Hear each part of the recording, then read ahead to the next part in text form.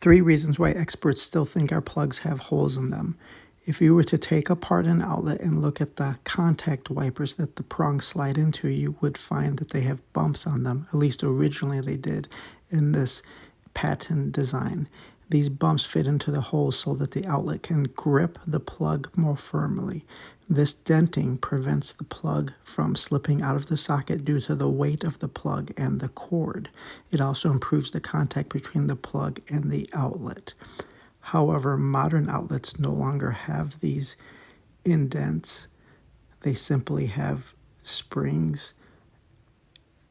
Number 2, electrical devices can be factory sealed or locked out by the manufacturer or owner using a plastic tie or even a small padlock that runs through one or both of the plug holes. A sign or label can also be attached saying something like, "Do not plug in, device is being serviced." The user cannot unplug the device without removing the tag, so the user is sure to see the instructions.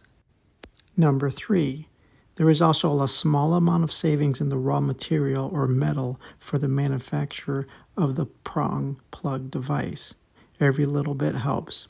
So it appears traditionally and originally plugs had these holes cut out, and they are here to stay